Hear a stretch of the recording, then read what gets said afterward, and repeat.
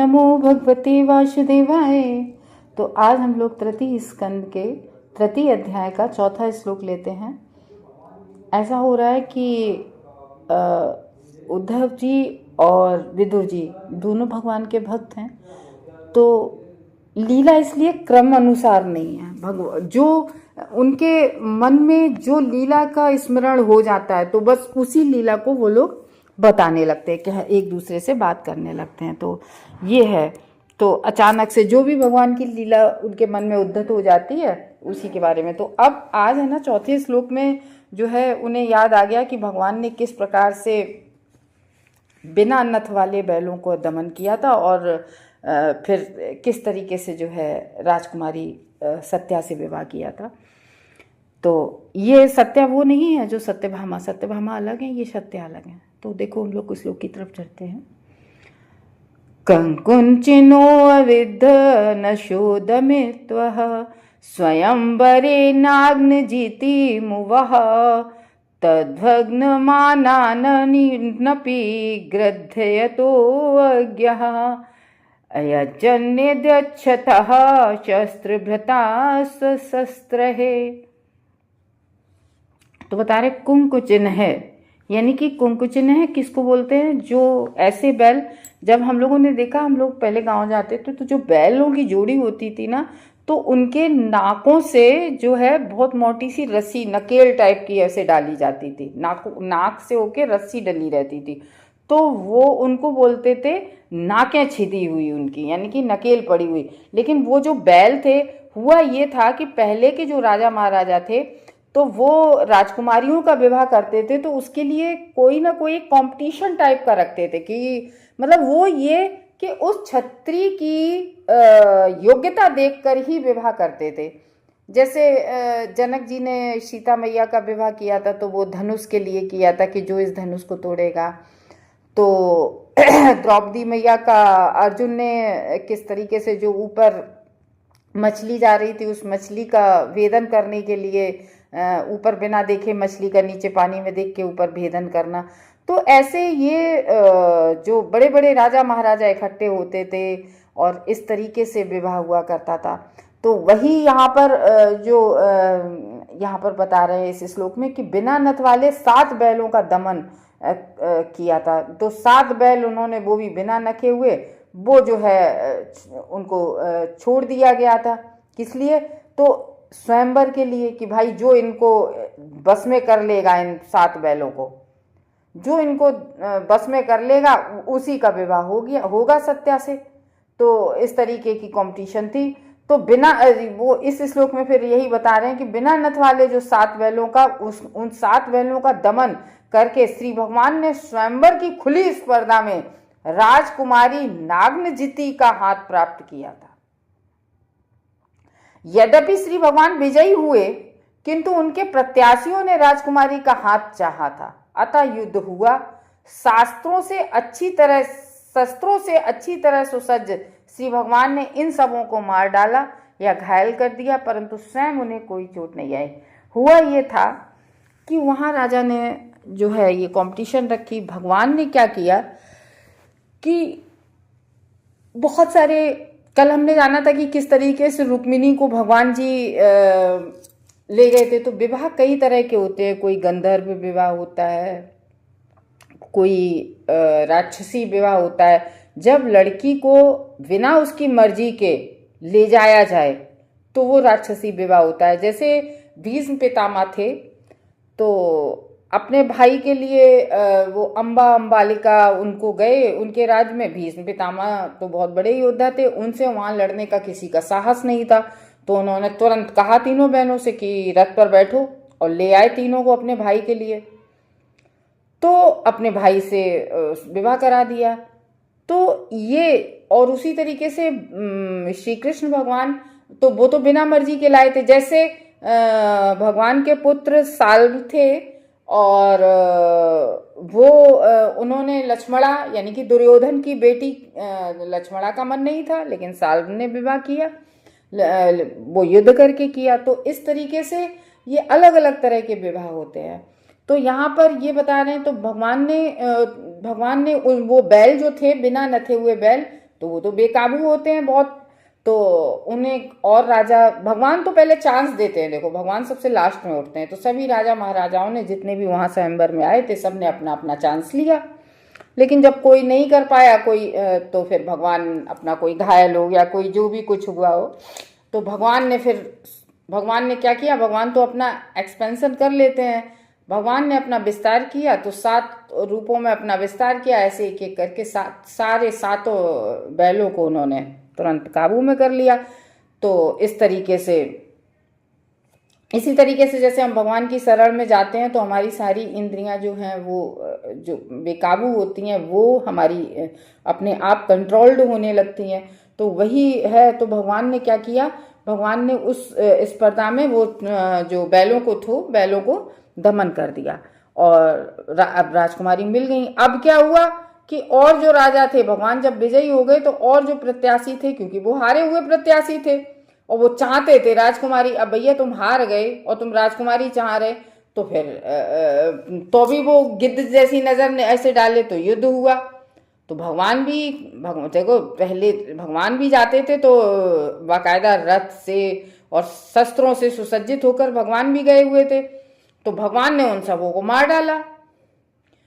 तो इस तरीके से भगवान ने जब सबको मार दिया, कुछ घायल हो गए, लेकिन स्वयं उन्हें कोई चोट नहीं आई। लेकिन भगवान को कोई भी चोट नहीं आई। वो तो भगवान ठहरे, उन्हें चोट क्यों आएगी।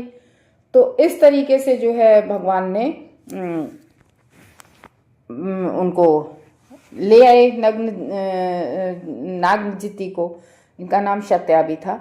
तो इस तरीके से राजकुमारी नागजिति को ले आए। अच्छा, 5वें श्लोक में क्या बता रहे हैं, प्रियम प्रभु ग्राम एव प्रियाया विधुत्सुरार्चधुतरु यथर्थे ब्रज्याद्रवतम सगुणोरुषांध क्रीड़ा मृगोन्मयम बधूनाम। तो यहां पर कह रहे हैं कि प्रियम कौन, भगवान श्री कृष्ण की प्रिय पत्नी को। एक बात पिछले श्लोक की याद आ गई, याद करते करते, कि भगवान ने ना रानियों को बड़े, जैसे रुक्मिणी को, तत्या को, और मतलब भगवान ने बहुत मेहनत मशक्कत से राजकुमारियां, जैसे जरासंध को हरा के वो वहां पर उनकी कैद में बहुत सारी राजकुमारियां थीं, तो उसको जरासंध को वहां पे उसको हरा के मार के तब फिर वो राजकुमारियों को आजाद कराया। तब तो भगवान ने ना, भगवान की जितने भी हुए हैं, बहुत भगवान को उसके लिए मशक्कत करनी पड़ी। तो इसमें ये बता रहे हैं कि प्रियम प्रभुर ग्राम में एव प्रियाया। तो प्रिय पत्नी के प्रभु यानी कि स्वामी, तो पति को स्वामी भी कहते हैं, तो पतिदेव, तो वो कहते प्रभु स्वामी, ग्राम्य यानी कि सामान्य जीव, एव सदृशा प्रिया प्रसन्न करने हेतु, विधुत्सु चाहते हुए। तो कह रहे हैं अपनी प्रिय पत्नी को प्रसन्न करने के लिए भगवान, एक बार ऐसा हुआ था ना कि उनकी पत्नी ने कहा कि देखो हमें पारिजात वृक्ष चाहिए, तो भगवान स्वर्ग से लेकर आए थे, क्योंकि वो तब स्वर्ग में हुआ करता था, इंद्र के उसमें। तो प्रिय पत्नी को प्रसन्न करने हेतु श्री भगवान स्वर्ग से पारिजात वृक्ष ले आए थे। तो जिस तरह की एक सामान्य पति करता है, जैसे पत्नी कहती है ना कि हमें ये हार नेकलेस चाहिए, या हमें ये कान का चाहिए, मतलब जो भी कुछ चाहिए, तो जिस तरह से एक सामान्य पति करता है, किंतु स्वर्ग के राजा इंद्र ने अपनी पत्नियों के उकसाने पर, क्योंकि वह स्त्रीवश था, लड़ने हेतु दलबल से श्री भगवान का पीछा किया। तो ऐसा हुआ क्या कि भगवान ने अपनी एक पत्नी को, पहले तो एक बार तो इंद्र ने अपनी स्वेच्छा से भगवान को भेंट में दिया था, तो भगवान ने अपनी पत्नी को दे दिया था। और अब दूसरी पत्नी ने कहा कि नहीं, हमें भी चाहिए। तो अब वो पत्नी को खुश करने के लिए भगवान फिर गए और वहां से पारिजात का पूरा वृक्ष ले आए। अब जब उन्होंने कहा हमारे आंगन में लगाओ, उनकी पत्नी ने कहा हमें पूरा पेड़ ही चाहिए, वृक्ष चाहिए, तो वो वहां से ले आए। अब ये देखो कि पूरी सृष्टि, जितने असंख्य ब्रह्मांड है, पूरी संपत्ति किसकी है, भगवान की। इस भौतिक जगत में या आध्यात्मिक जगत में पूरे कहीं भी कुछ भी भगवान के अतिरिक्त किसी का कुछ भी नहीं है। लेकिन जिस तरीके से हम लोग भूल जाते हैं नहीं, ये सब भगवान का है, हमारा कुछ नहीं है, हम लोग भूल जाते हैं ना, अपनी इंद्रिय तृप्ति करते करते भोगते भोगते हम लोग भूल जाते हैं। हम लोग सोचते हैं इन सबके स्वामी हम हैं। तो और भगवान क्या कहते हैं भगवत गीता में, भोक्ता राम यज्ञ तपसाम। तो भोक्ता राम तो वही एक यज्ञ है, सबके भोक्ता राम भगवान है। तो ये बात हम सब लोग जैसे भूल जाते हैं, ऐसी इंद्र क्या हुआ, अपनी पत्नी के उकसावे में आ गया। उनकी पत्नी ने, उनकी इंद्र की जो इंद्र तो स्त्री बस था। देखो एक बार इंद्र नृत्य देख रहा था, अपने सिंहासन पर बैठा था, और बृहस्पति देव आए, तो वो गर्व में बृहस्पति देव, गुरु आ गए सामने, और गुरु के सामने भी उसने अपना सिंहासन नहीं छोड़ा, अपनी जगह से नहीं खड़ा हुआ। तो इसलिए कहा गया कि पत्नियों के उकसाने पर आया। क्यों? क्योंकि वो स्त्रीवश्य था। तो लड़ने हेतु दलबल सहित, मतलब अपना पूरी सेना तैयार करके लड़ने के लिए, भूल गया कि भगवान ही हमें हर जब भी कठिनाई में पड़ते हैं, जब भी असुर हमें हमारे सिंहासन छड़ा लेते हैं, कभी भी ये सिंहासन से हटा के, तो हेल्प कौन करता है? भगवान। तो लेकिन वही है ना, जब बुद्धि खराब होती है तो दलबल सहित भगवान का पीछा किया। तो हुआ ये था कि एक बार भगवान श्री कृष्ण देवताओं की माता, जैसे इंद्र आदि इन सभी देवताओं की माता, वो अदिति है, अदिति माता को कान के कुंडल भेंट करने के लिए भगवान स्वर्ग लोग गए। भगवान ने कहा चलो अदिति माता को स्वर्ग कुंडल भेंट करने गए। तो उनकी पत्नी जो थी सत्यभामा, वो भी उनके साथ गई थी। सत्यभामा को भगवान साथ ले गए थे। तो वहाँ, ये बहुत लंबी स्टोरी है, ये हम लोग आगे जब 10वां स्कंद पढ़ेंगे तो हमें पता चलेगा कि सत्यभामा, अब आप लोग ये कहें कि हमेशा 10वां स्कंद बहुत लेंथी है, बहुत सारे चैप्टर हैं, और सारी डिटेल्ड हम लोगों को उसी में मिलती है। तो सत्यभामा भी उनके साथ गई थी। वहां पारिजात नाम का एक विशेष पुष्प वृक्ष था, सत्यभामा ने ही एक्चुअली में मांगा था, तो जो केवल स्वर्ग में ही उगता था। तो सत्यभामा ने इस वृक्ष को लेने की इच्छा प्रकट की। तो इसलिए उन्होंने कहा नहीं, तुमने रुक्मिणी को कुंडल दिए है तो हमें पूरा वृक्ष चाहिए। तो भगवान वृक्ष लेने के लिए गए, तो सत्यभामा भी उनके साथ गरुड़ महाराज पर बैठ गई। तो सत्यभामा भी गई स्वर्ग लोक उन्हीं के साथ, भगवान जी के साथ। तो भगवान अपनी पत्नी को प्रसन्न करने हेतु सामान्य पति की तरह से वह वृक्ष अपने साथ ले आए, और इससे वज्री अर्थात वज्र का नियंता इंद्र कुपित हो उठा। अब वो है ना, वहां की स्त्रियों ने उकसा दिया कि ये लेके कैसे गए, तो कुपित हो उठा। तो इंद्र की पत्नियों ने उसे युद्ध करने हेतु श्री भगवान का पीछा करने के लिए उकसाया कि वो देखो पेड़ ले गए हैं, और जाओ तुम उनसे युद्ध करो, वो पेड़ लेके आओ। तो कहते नहीं है कि जो, अब कहना गलत होगा कि थोड़ा सा अपनी बुद्धि से, हम लोग भौतिक जगत के लिए ये भगवान तो बहुत इंटेलिजेंट होते हैं, और भगवान जो भी करते हैं वो किसी न किसी रीजन से करते हैं। ना भगवान किसी के उकसाने में आते हैं, ना किसी की इच्छा से चलते हैं। भगवान सर्व स्वतंत्र है, बिल्कुल पूरी तरह से स्वतंत्र है। लेकिन यहां बात इंद्र की हो रही है कि इंद्र स्त्रीवश था और मूर्ख भी था। तो वो अपने, देखो भगवान से लड़ना हम कोई नहीं लड़ सकते, और भगवान का इंद्र जबकि भगवान की पूजा करता था, भगवान को पूजता था, लेकिन वही है ना कि मूर्ख भी था। तो स्त्री के कहने में आ गया, और भगवान श्री कृष्ण से युद्ध करने का उसने दुस्साहस भी कर लिया। तो ये तो कितनी बड़ी मूर्खता है कि भगवान से कोई लड़ सकता है, क्योंकि वो भूल गया था कि सभी वस्तुओं के स्वामी भगवान हैं, सारी वस्तुएं भगवान की हैं। वो स्वर्ग भी किसने बनाया? वो भी तो भगवान का है। सातों लोक भगवान के, वो स्वर्ग तो छोड़ो, मारो गोली स्वर्ग में। सातों लोक पाताल से लेके ऊपर ब्रह्मलोक तक सब भगवान के हैं। ब्रह्मलोक तो छोड़ो, हाँ ब्रह्मलोक तो बहुत छोटी बात है। ऊपर आध्यात्मिक आकाश के जो वैकुंठ धाम है, उसके ऊपर गोलोक धाम है, सब भगवान का है। क्षीर सागर, ऊपर सब कुछ आध्यात्मिक जगत और ये जो हमें ब्रह्मांड हमें पूरा दिख रहा है, जो ब्रह्मांड को तो भौतिक कहेंगे ना यहाँ पर, तो पूरा ये भौतिक जगत और आध्यात्मिक जगत सब भगवान की संपत्ति है, सब भगवान का है। और अगर वो अपने अपने किसी भी लोक से कुछ भी ले आए, सब पूरे बनाया हुआ तो भगवान का ही है।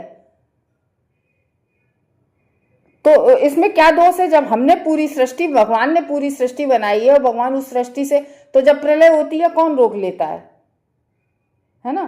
तो वही कह रहे हैं कि तो भगवान अपना ले आए क्योंकि उनकी पूरी सृष्टि है भगवान की। लेकिन क्या था कि स्वर्गलोक से भगवान वृक्ष ले आए क्योंकि वो सारे लोक भगवान के, वो संपत्ति भगवान की है। तो भगवान का तो कोई दोष है नहीं क्योंकि वो सब संपत्ति भगवान की है। तो इंद्र की एक पत्नी है सची, उसका नाम सची है, इंद्र की पत्नी। तो सची को सुनते हैं बहुत सुंदर थी, और वो सुंदर थी तो वो बहुत वशीभूत था। और आजकल तो हम देखते हैं कि सुंदर हो ना हो, हर कोई ज्यादातर अपने पत्नी के ही वशीभूत होता है। कि मतलब पत्नी ने कह दिया कि मतलब कोई भी इस भौतिक जगत में, अब क्या कहें आप लोगों को समझाने के लिए, तो आप सब समझदार हैं, तो इसलिए कह रहे हैं जो भौतिक जगत में चल रहा है आज, ठीक है, कि हम पत्नी जहाँ चाहती है वहाँ जाते हैं, नहीं चाहती वहाँ नहीं जाते हैं, जिससे अपनी पत्नी सत्यभामा, तो इस तरीके से कह रहे सती जैसी पत्नी के स्त्री बस में रहने वाले सामान्य व्यक्ति मूर्ख होते हैं। हम नहीं कह रहे इस बात को, नाम है हमारे लिए कहना, सीधा भागवतम में लिखा है कि क्या लिखा है, फिर भी सची जैसी सुंदर पत्नियों का वशीभूत इंद्र स्त्री बस होने से मूर्ख बना, जिस तरह स्त्री के बस में रहने वाले सामान्य व्यक्ति, बहुत बढ़िया प्रभुपाद लिख रहे हैं कि जिस तरह से स्त्री के बस में रहने वाले सामान्य व्यक्ति मूर्ख होते हैं, इंद्र ने सोचा कि भगवान श्री कृष्ण स्त्री बसपति है। जिसने, उन्होंने भगवान को ही समझा, लेकिन खुद था स्त्री सची के अपनी पत्नी के वशीभूत, उसने सोचा भगवान भी सत्य, जिसने अपनी पत्नी सत्यभामा की इच्छा मात्र से स्वर्ग की संपत्ति का हरण किया, ले पूरा भगवान का, और वो सोच रहा कि भगवान ने, तो अतः उसने भगवान श्री कृष्ण को दंड देने की सोची। वो ये भूल गया कि भगवान प्रत्येक वस्तु के स्वामी हैं। भगवान चाहे तो एक सेकंड में, केवल भगवान अपनी दृष्टि मात्र से सब कुछ खेड़-वेड़ कर सकते हैं। तो जो पूरी सृष्टि का स्वामी हो वो स्त्री बस कैसे हो सकता है? तो भगवान तो किसी के भी बस में नहीं हो सकते। तो श्री भगवान पूर्णतः स्वतंत्र हैं और इच्छा मात्र से वे सत्यभामा जैसी हजारों पत्नियां पा सकते हैं भगवान। अतः वे सत्यभामा पर इसलिए अनुरक्त नहीं थे कि वह सुंदर पत्नी थी, अपितु वे, वो अपने जैसा समझ रहा था ना इंद्र, अपितु वे उनकी भक्ति से प्रसन्न थे। देखो भगवान की जितनी भी पत्नियां थीं सब भगवान की भक्त थीं, चाहे वो रुक्मिणी मैया हो, क्योंकि हम लोग जानते हैं सब लोग लक्ष्मी मैया भगवान की कितनी सेवा करती रहती, दिन रात सेवा करती रहती हैं। तो और जितनी भी पत्नियां भगवान की, चाहे वो सत्यभामा हो, चाहे वो जामवंती, कोई भी हो, भगवान की सब भक्त थी, सबने भगवान को चाहा तब भगवान मिले। जरासंध की कैद में जो थी वो भी भगवान की वो पूजा कर रही थी, वो भी भगवान। और तो और छोड़ो कि देखो जब उत्तरा के गर्भ में ब्रह्मास्त्र चला था तो उत्तरा भागती हुई आई थी और उन्होंने, उनके 5 ससुर थे पांडव, उन्होंने किसी से नहीं कहा पाही पाही महाभाव, मतलब वो तुरंत श्री कृष्ण से प्रेयर करने लगी। तो भगवान के जो भक्त होते हैं वो केवल भगवान की ही शरण जाते हैं, वो किसी देवी देवता की शरण में नहीं जाते हैं। तो यहाँ पर कहने का ये मतलब है कि भगवान, जितनी भी भगवान की पत्नी थी वो सब भगवान की भक्त थी, और भगवान किसी के लिए कुछ करे ना करे, अपने भक्त की तो हमेशा भगवान पूरी करते हैं। भगवान कोई साधारण व्यक्ति नहीं थे ना, उनकी वो बस भक्त की। यशोदा मैया ने, देवकी मैया ने तपस्या की कि भगवान हमें इस तरह से पुत्र के रूप में, देवकी मैया ने तपस्या की कि हमारी गर्भ से पैदा हो, तो वो यशोदा मैया ने कहा हमें पुत्र के रूप में प्राप्त हो, तो पुत्र के रूप में उन्हें उन सारी बाल लीलाएं उन्हें देखने को मिली। ये सब तो जो भक्त जैसे जिस तरीके की उनके सामने विनती करता है वो अपने भक्त को उसी तरीके से, ये यथामाम प्रपदन्ते, जो व्यक्ति भगवान को जिस तरह से भजता है भगवान उसे उसी तरीके से रेसिप्रोकेट करते हैं। तो वही कह रहे हैं, अपितु उनकी भक्ति से प्रसन्न थे भगवान, सत्यभामा पर इसलिए अनुरक्त नहीं थे कि वह सुंदर पत्नी थी, अपितु वे उनकी भक्ति से प्रसन्न थे। अतः वे अपने भक्त की शुद्ध भक्ति का प्रतिदान देना चाह रहे थे। बहुत सुंदर बात। भगवान क्या देना चाह रहे थे? मतलब सत्यभामा भगवान की भक्त थी और बहुत अच्छी भक्ति करती थी, तो भगवान को ये होता है ना कि ये भक्त है, हम इसको इसकी भक्ति के बारे में कुछ उसका प्रतिदान करें। तो जब उन्होंने कुछ एक बार डिमांड रखी कि हमें भाई ये चाहिए, और सारी संपत्ति जब भगवान की है तो भगवान के लिए तो कहीं जाना आना कुछ नहीं, मतलब स्वतंत्र है, सर्व स्वतंत्र है। तो इस तरीके से वो तो अपनी भक्ति की वो कोई वशीभूत होकर नहीं कि हाँ पत्नी ने कह दिया, तो वो अपनी भक्ति का प्रतिदान करना चाहते थे कि ये हमारी भक्त हैं और हम इनका प्रतिदान कुछ इनके लिए कर सके। तो ये होता है, ये समझने की बात होती है। हरे कृष्णा भक्तों।